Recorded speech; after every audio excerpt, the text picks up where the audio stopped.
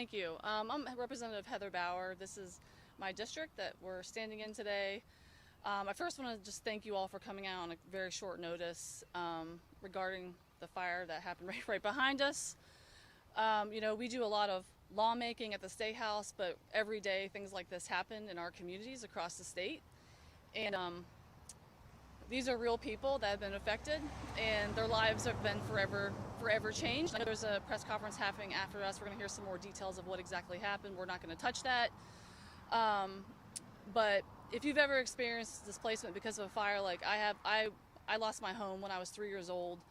And walking over there last night with Representative Johnson, that smell is something you'll never forget if you've experienced a house fire. We lost everything. I don't have any baby pictures.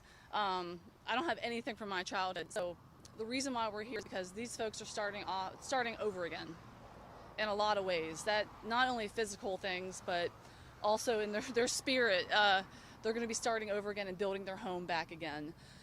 So we quickly put together a fundraiser. Red Cross was out here last night getting folks into homes immediately.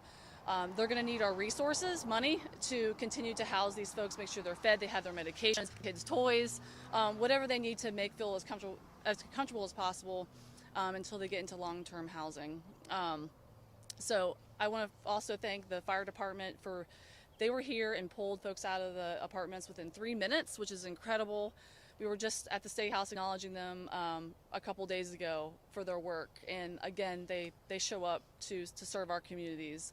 Also the Richland County coroner, I know she's been working really hard on this case, and also the police department, and also my colleagues who've stepped up to help support this cause. So please share the donation link widely. It is going directly to the fire funds for Columbia, in this case specifically. So donate generously to help these families in need. Thank you for coming. Thank you so much for coming out today. I'm Representative Jermaine Johnson. I represent House District 70, which borders the district here. Last night I got a text message to my phone that alerted me that there was a big fire going on right out here at the apartment complex behind us. And I immediately got up to ask the House to have a moment of silence for the individuals that are being displaced here in this apartment complex. And as we did so, we stood and we prayed.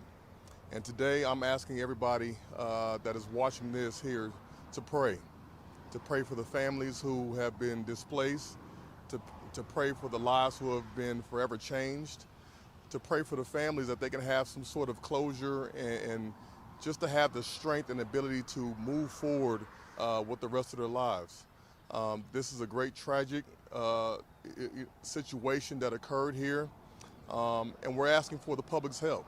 We're asking for everybody's help. Right after the session was over last night, myself and Representative Bauer, we came out here just to lend a hand, to give some words of encouragement, to thank the fire department and the police department for coming out here and doing what they did, to thank Red Cross for doing what they did, for being out here. And we just want to be able to assist in this effort, to help as many people as we possibly can, because we know tragedy all too well all across this state. And we want everybody else out here to understand that we are one together, we are stronger together, and we can come together to help these families out. We must know that in these situations like this, these individuals, they can't be made back whole, but we can help them out. We can help them as much as we possibly can just by doing what we can do. It's one of those situations where, you think about the people who are involved. Undoubtedly, there are some children involved in this situation. And with there being children involved in this situation, just think about yourself. Think about your own families. Think about your own children. Think about, what they're going to have to go through going forward and for the rest of their lives. Think about how they're going to view these types of situations. Families, I have my own children. I've got my own children. And I went home last night and I hugged my children. I hugged my children, because, tomorrow's never promised. Tomorrow's not promised. And my son, he was having a bad dream last night, and as a dad, I went upstairs, and it was after this long day, and I went upstairs to go see how he was doing, and last night I slept on the floor next to his bed, I hugged him and told him I loved him last night. My 3-year-old son, because who knows what happened here in this fire, but it's one of the things that we just want to protect our children. We want to protect our families. We want our families to be healthy, to be safe, and have a place to lay their heads at night. And behind us right now, there are several families who do not have a place to lay their heads. They do not have a place to sit with their children. They do not have a place, and we're just asking the city, we're asking the state to come together and just give $1, give $2, give what you can. Let's help these families. Let's show them that we care about them. Let's show them that we are one. And I appreciate everybody for coming out here today. I appreciate you for standing up. I appreciate you all just for helping us all out in this effort. Yeah, definitely. Thank you. Thank you. So, just for rehab, I don't know if you said it before, but for anyone that wants to know, what link can they go to? Well, the general one is obviously Red Cross, and they can search for Columbia's Red Cross Division. I did share a link in the press release that has the exact link. It's long. I'm not going to read it off, but if they just search Red Cross in general, Columbia specifically, they can get the money to here. Yes. Don't you feel compelled to come out here and speak to the media about the situation with these particular families and folks who Yeah. need help? Why do you think you need to endorse the good cause?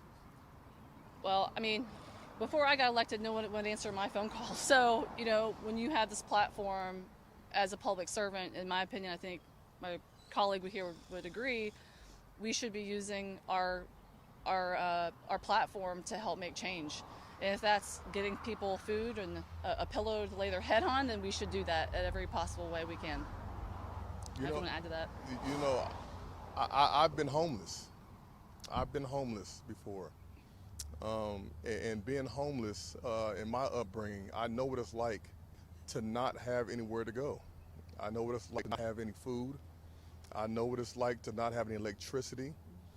I know what it's like, and I know what these families are about to embark on. I know what the children of these families are about to embark on. And that right there, it touches me in a way that other situations they don't. I care so much about these children. And I know how my upbringing, being homeless and not having food and not having the resources to survive, I know what that does to you. I know how it shapes your thought process. I've experienced a lot of these things firsthand. And I know what these kids are, I know what's ahead for these children. It's a long recovery process. These children will need, they'll need therapy. The parents will need therapy. It's a long recovery process. So when you truly care about these people and you have the experience and you've got you know exactly what is going on in these situations, it does something to you, and it just makes you want to be able to do what you can.